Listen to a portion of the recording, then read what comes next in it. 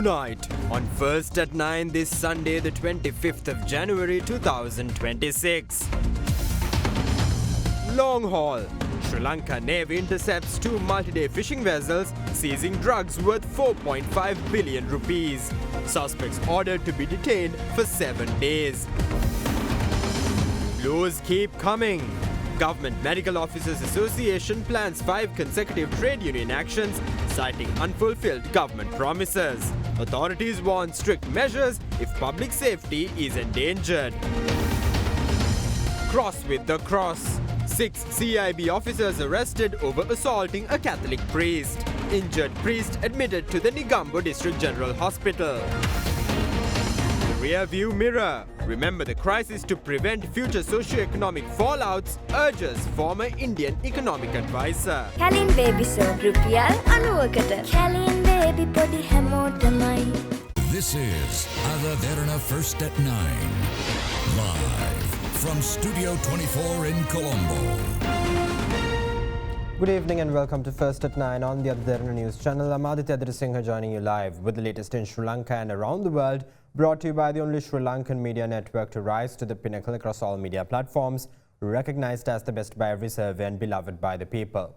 Now, your top story tonight, Minister of Plantations and Community Infrastructure, Samantha Widyarathne, states that the ongoing protests against the education reforms are not driven by deficiencies in the reforms themselves, but by political opposition.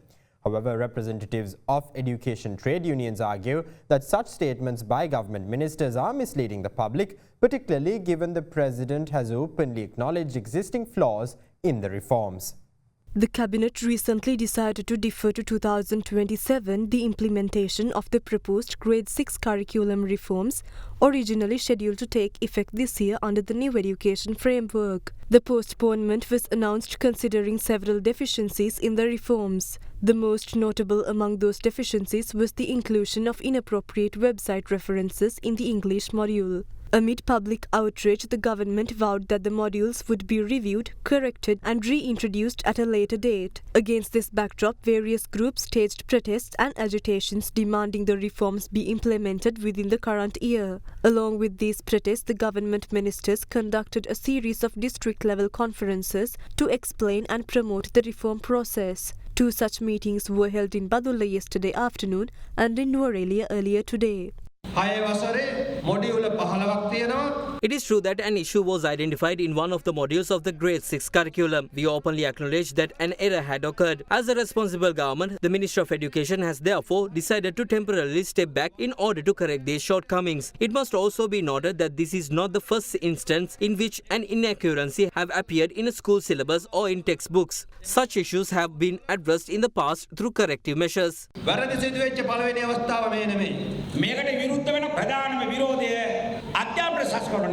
The ongoing agitation is not driven by the education reforms themselves, but rather by entrenched political practices. Students and parents are being used as a shield to launch attacks against the government, while many of those leading the protests lack a clear understanding of what the education reforms truly entail. Certain religious leaders have also voiced opposition to the reforms. I believe that this resistance may have been influenced by some members of parliament. Otherwise, it is difficult to understand why such progressive and beneficial decisions would be opposed. However, education professionals and trade unions have raised concerns over government ministers attributing the suspension of the reforms to the opposition, particularly in light of the president's decision that the proposed changes contain significant shortcomings. There are fundamental shortcomings not only within the proposed reforms themselves, but also in the manner in which the reform process has been managed. In light of these issues, the President has decided to postpone the implementation of the reforms until next year. Against this backdrop, it is unclear why certain government members of Parliament are conducting seminars across the country to promote the immediate implementation of these same reforms. Minister Samantha Widyarathne is now attempting to downplay the situation by alleging that the opposition is conspiring against the government. However, we see no no evidence to support such claims. We therefore urge the government not to manufacture narratives to obscure the reality of the situation and instead address the genuine concerns at hand. මේ කාරණා වහන්න හදන්න එපා. අධ්‍යාපන ප්‍රතිසංස්කරණ හකුල ගන්නේ The decision to postpone the education reforms was made solely by the president in response to issues identified within a particular module. Additional concerns had also been noted regarding teacher training and the development of educational infrastructure. Despite this, the cabinet's decision is now being publicly criticized, which clearly indicates that the government's handling of the situation is exacerbating the problem rather than resolving it. ඒ ගමන් ගිහිල්ලා අනුන්ව බදා ගන්න උත්සාහ කරන්න එපා. ඔබේ සම හඳුනාගෙන ඖෂධීය ශාකසාරමය forever face wash එකක් භාවිතා කරන්න. The Government Medical Officers Association has decided to initiate 5 continuous trade union actions in all government hospitals island-wide, citing the government's failure to fulfill its written commitments regarding industrial issues. The decision was taken at an emergency meeting of the Executive Council held a few hours after the conclusion of the 2-day island-wide strike.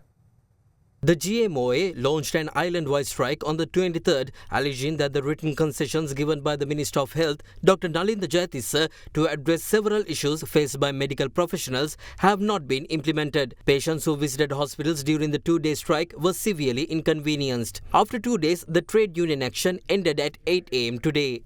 Deputy Minister of Health Dr. Hansaka Vijayamuni stated that the government will take action against medical unions in the future if they continue to endanger public lives through strikes. We question how an association that is nearly 100 years old can act in such an immature manner. As the government, we have only one request: do not play with the lives of the public. We have not exerted even the smallest amount of force thus far. If this continues, we will be forced to take action as a government. We engage in politics. They too engage in politics as a trade union. Therefore, spare the patience. Let's duke it out in the battleground of politics. However, the GMOA says that since the government has not taken steps to fulfill its demands, it will initiate 5 continuous union actions across all government hospitals island-wide from tomorrow. First, we will not issue prescriptions for patients to buy medicine from external pharmacies. Thereafter, we will not recommend external labs for medical tests. Thirdly, if the recommended number of doctors are recruited for particular hospitals, we will not allow new departments to be opened in those hospitals from tomorrow onwards. Thereafter, we will not send our union members to health camps organized for political benefits. Finally, if there is no assistance provided to doctors while examining patients, we will withdraw from those duties. On the 28th, the union's working committee will decide on further actions. The issue is the minister and the deputy minister do not care of the issues raised by the GMOA, despite the fact that both are doctors.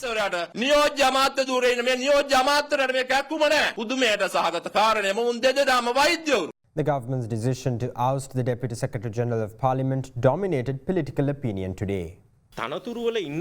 If there is someone in certain influential office who refuses to heed orders issued by the NPP government, the government will attempt to oust them from such office through whatever means necessary. This is something we have noticed. It was evident when a few took to the streets to remove the Attorney General from office. We also saw the government denying the most qualified candidate from assuming the office of the Auditor General simply because the government detested him. Similarly, we saw the Deputy Secretary General of Parliament being suspended from office with no prior inquiry being held.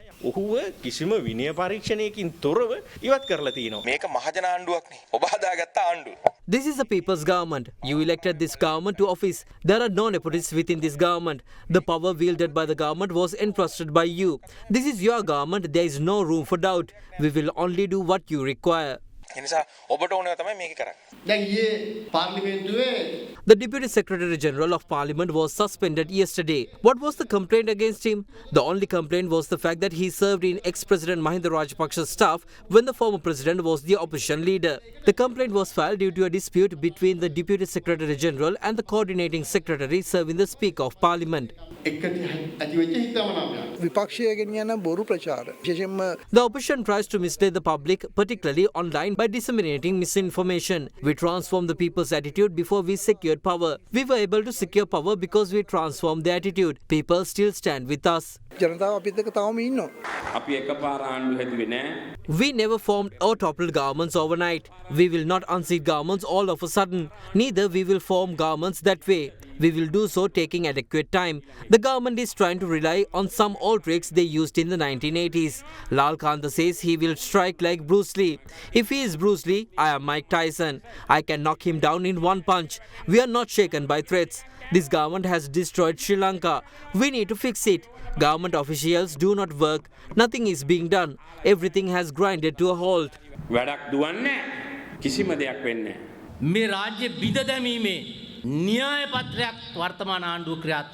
The government seeks to destroy the state. On this occasion, they seek to attack children. They removed aesthetics and art from syllabus. Instead, they introduced materialism and Marxism into the syllabus. The world sees Marxists as idiots today. They can't deceive us. However, they can deceive children. They say they are not afraid to fight the Buddhist clergy. They say they are not afraid to fight lawyers. I challenge them to try and attack the Buddhist order and clergy if they so dare. If they do so, they can pack up and make their way back home.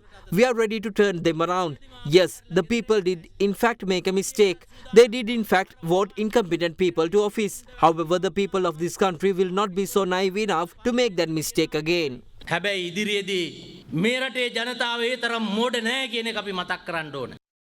Member of Parliament Shanikin Rasamanikim raised concern over the decision to suspend Deputy Secretary General of Parliament and Chief of Staff Chaminda Kularatne from his post allegedly without a charge sheet and an inquiry, violating his right to be heard. According to the MP Rasamanikim, when due process collapses at Parliament, the message sent to the country is deeply dangerous. Deputy Secretary General Chaminda Kularatne was suspended with effect from Friday. Now, 6 police officers attached to the Gampa Division Crimes Investigation Bureau were arrested under suspicion of assaulting a Catholic priest and were later ordered to be remanded until tomorrow by the Gampa Magistrates Court. This development follows an incident in which a Catholic priest who alleged to have been assaulted by the police was admitted to the Gampa District General Hospital yesterday.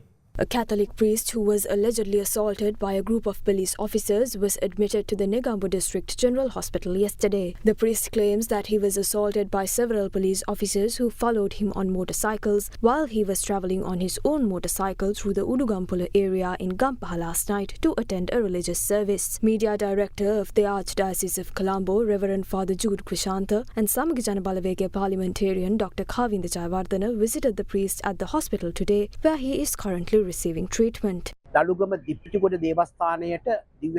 6 police officers riding 3 motorcycles approached the priest from the opposite direction while he was travelling to the Dippitigora church in Dalugama to conduct a service. They followed him and ordered him to stop the motorcycle using obscene language. The priest then stopped the motorcycle. The officers began assaulting him, stating that they had asked him to stop earlier and they had to chase him because he failed to comply. The incident occurred while the priest was wearing his clerical attire, means the officers were clearly aware that he was a Catholic priest. The priest showed his identity card, to which the officers allegedly responded by saying that people dressed in clerical gowns and saffron robes are destroying the country, and then continued to assault him. We strongly condemn this assault. A few days ago, a government minister stated that regardless of what someone is wearing, whether a clerical gown, a saffron robe or a suit, the government could strike them like Bruce Lee. We have a reasonable doubt as to whether this incident reflects that mindset. Society at large has the same question. This government came to power pledging to apprehend those responsible for the Easter attacks. However, if religious leaders are now being oppressed using police force under the guise of fulfilling that pledge, we will strongly condemn it. Meanwhile, 6 officers attached to the Gampaha Division Crime Investigation Bureau were taken into custody today on suspicion of involvement in the incident. Those arrested include 3 sergeants from the Bureau's Specialized Motorcycle Unit and 3 constables. The suspects were produced before the Gampaha Magistrates Court this evening and were ordered to be remanded until tomorrow. According to reports, one of the suspects has been suspended from duty. At the moment, people are being killed by individuals disguised as clerics and beggars. The police are fulfilling their duties. No one is speaking on behalf of the police officers for the discrimination they face. We believe that the law must be equal and justice must be served to everyone. When contacted by Ada Derana regarding the incident, the police media division stated that the incident occurred last night after officers ordered a motorcyclist travelling from Udugampola towards Kirindiwita to stop on suspicion. According to the police media division, the motorcyclist did not comply with the order and continued riding for nearly 1.5 kilometers, following which officers pursued and stopped him. The division further stated that the priest was subsequently admitted to hospital, claiming that a heated argument had ensued between him and the officers. The two multi-day fishing vessels intercepted by the Sri Lanka Navy 3 days ago while transporting over 296 kilograms of ice and heroin in the southern maritime waters were brought to the Dikkovita Fisheries Harbour earlier this morning. Authorities confirmed that the estimated street value of the seized narcotics exceeds 4.5 billion rupees.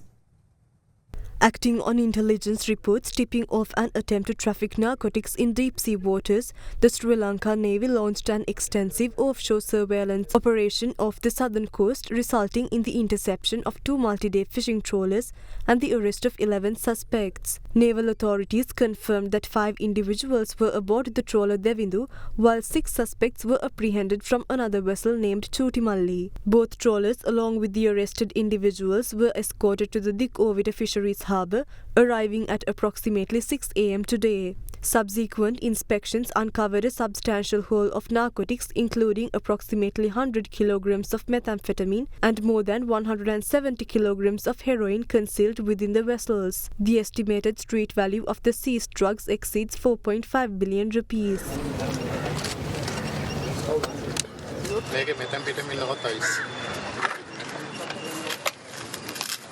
Ice සහ heroin ශ්‍රී ලංකාවට ආනයනය න්‍යායවර්ධන සහ සංස්කෘතික සම්බන්ධයෙන් චෝදනා කියලා Deputy Minister of Defence, retired Major General Arunajaya Sekara, accompanied by Navy Commander Vice Admiral Kanchana Banagoda and Inspector General of Police Priyantha Veerasuriya, visited the fisheries harbour to inspect the confiscated narcotics.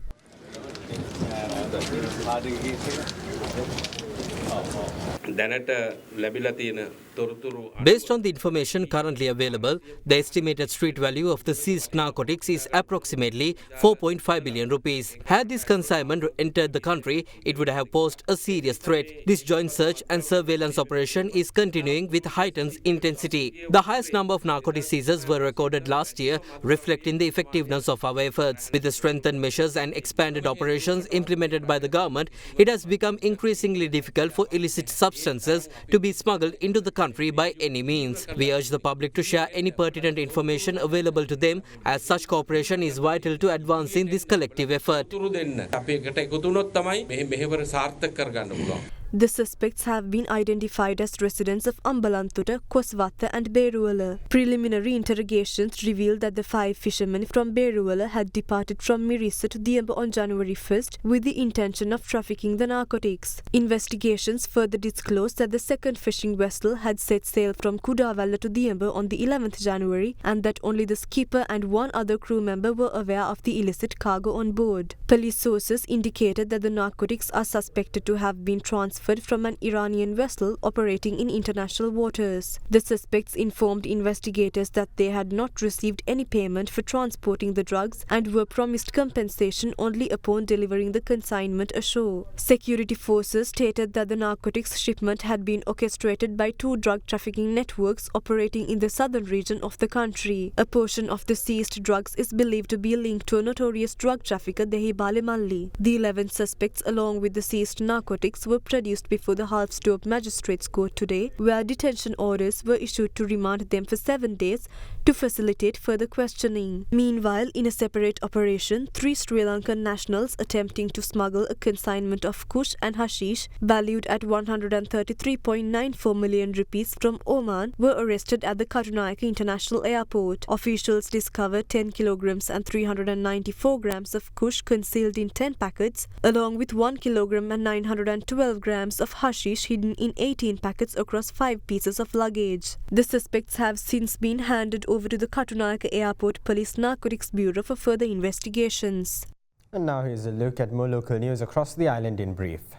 An individual suspected of being involved in organized crime was repatriated to Sri Lanka from India by air. The suspect in question had an international red notice issued against him over his criminal conduct. His repatriation was a result of direct discussions between the Inspector General of Sri Lanka Police, the Government of India, the Indian High Commission in Sri Lanka and the Indian security authorities. The underworld figure known as Keselwatte Dinusha was arrested as he touched down in Chennai on his way back from Dubai. Upon his deportation to Sri Lanka, the suspect was arrested last evening at the Bandaranaike International Airport in Katunayaka by officers of the Criminal Investigation Department. He was thereafter handed over to the officer in charge of the Keselwatte police for further investigations.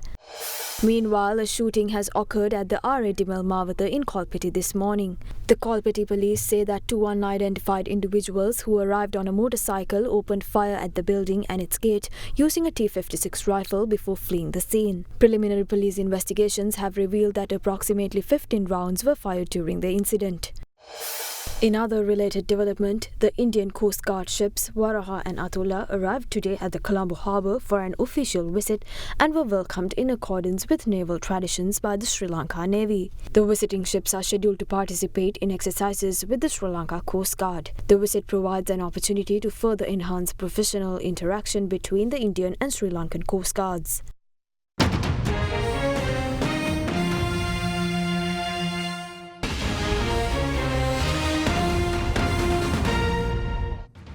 Welcome back. Now, Minister of Health and Mass Media Dr. Nalinda Jayatissa reveals that the controversial stock of coal imported were found to produce less energy output than required benchmarks according to laboratory testing.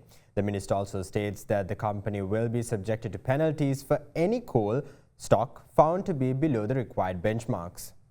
During a recent parliamentary session, Sri Lanka Podujana Peramuna parliamentarian D.V. Chanaka revealed that the government has incurred a financial loss of nearly 10 billion rupees due to the importation of substandard coal for operations at the Lakvijaya coal power plant in Norochole. In response, the Ministry of Energy issued a statement clarifying that the quality of the imported coal cannot be yet determined as the results of the quality assurance tests conducted at the harbour are yet to be released. Against this backdrop, Minister of Health and Mass Media Dr. Nalinda Jayatissa stated today that laboratory tests conducted in India on samples from the first stock of imported coal indicate an energy output below the required benchmark. The issue did not arise during the procurement process. Samples from the first 60,000 metric tons of coal imported and unloaded in Sri Lanka were subsequently sent to India for laboratory testing. Tests indicate an energy output in kilocalories below the required benchmark. However, no deviations from standards were reported in the coal stocks currently being loaded. The issue was identified only in the consignment that had already been unloaded in Sri Lanka. Accordingly, a penalty worth twice the cost will be imposed on the supplier over the stock in question. The second consignment of 60,000 metric tons of coal has also been unloaded and its samples have also been sent for laboratory testing with no issues identified so far. Meanwhile, the third consignment of 60,000 metric tons is currently being unloaded, after which samples from that shipment will also be forwarded for laboratory testing. The issue did not arise during the procurement process. Penalties will be imposed on the company for any coal stock unloaded in Sri Lanka found to be below the required standards. The National Farmers Union has urged relevant authorities to ensure the timely and systematic distribution of the government's fertilizer subsidy as farmers in several regions continue to face difficulties due to delays.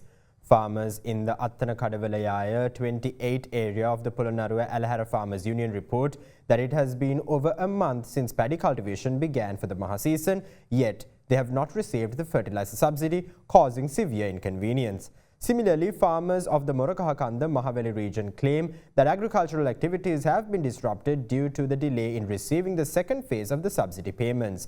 The Farmers Union stressed that authorities must handle the fertilizer subsidy distribution carefully during the right time to avoid further hardship. Meanwhile, farmers in the Ampara district complain that despite the paddy harvest already underway, they are not receiving fair prices for their produce.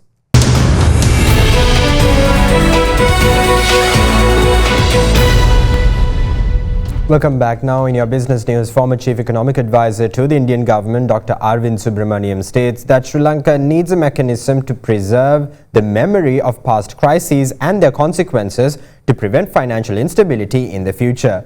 Speaking at an event on Wednesday organized by the Central Bank of Sri Lanka, Dr. Subramaniam further notes that a nation's ability to manage social unrest is a key determinant of its stability or instability. You have come out of a very bad crisis with some success. The question that you posed, or that I thought I would answer, is stabilization is achieved, now how do you reignite growth? There are two pictures that I said that haunt me about Sri Lanka. Why is Sri Lanka always in IMF arrangements?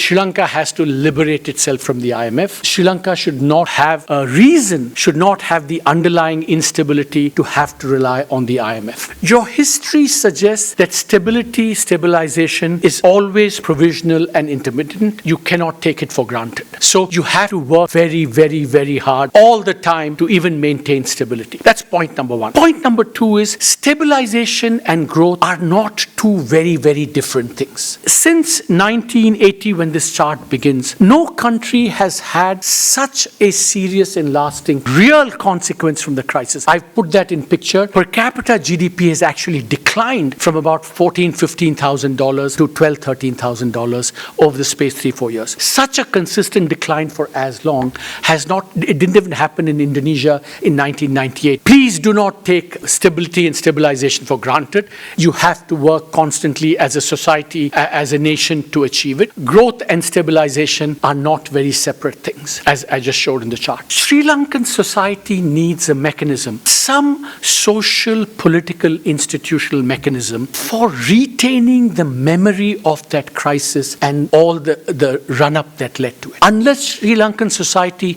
has that etched in its memory, your proneness to future crises will be high. It can be embedded in central bank institutions, in the government, civil society, but Sri Lankan society should not forget what happened.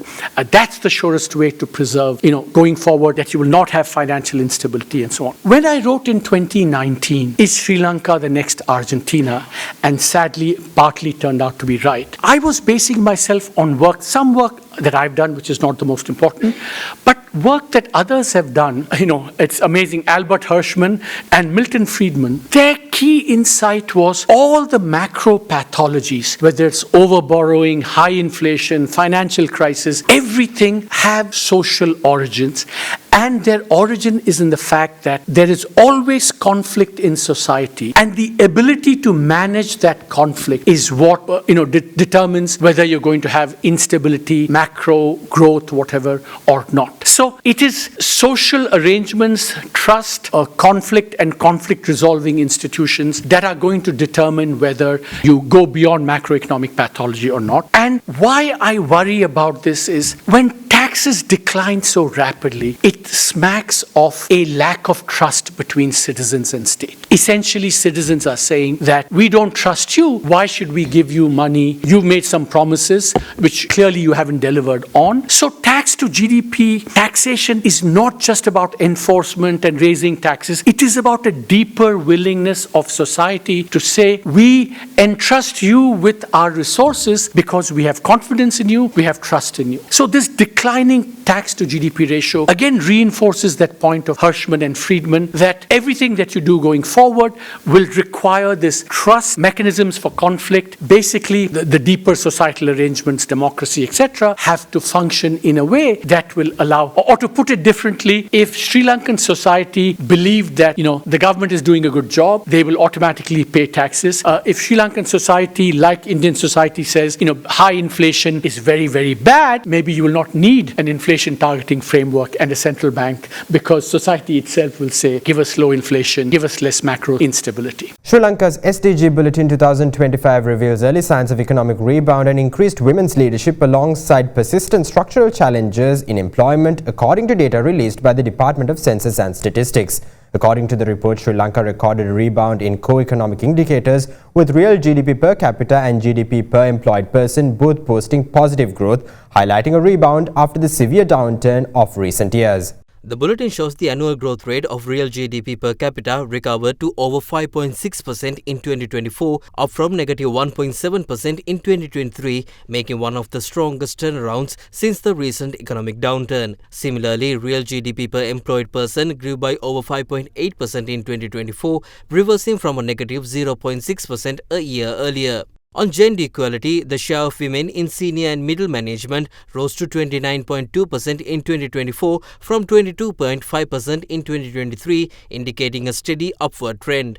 However, informality in the labour market remains high, with around 66.5% of total employment classified as informal in 2024, slightly down from 67.7% in 2023, but still well above formal work levels. In agriculture, Sri Lanka's largest informal sector, over 92% of workers are informally employed, indicating continued vulnerability for rural jobs. Other SDG indicators show Sri Lanka's overall unemployment rate at about 4.4% in 2024, with female unemployment at 7.1% compared with 3% for males. Now, the International Finance Corporation, part of the World Bank Group, today announced a $166 million investment to support Sri Lankan businesses and boost the country's shift from economic stabilization to sustainable growth. The finance package will expand access to credit for small and medium-scale enterprises with a focus on women-led businesses and the agriculture sector, driving inclusive growth and creating jobs for underserved groups. The investment is being channeled through 3 leading commercial banks in Sri Lanka, including a $50 million loan, $80 million in risk-sharing facilities, and $36 million in trade finance support.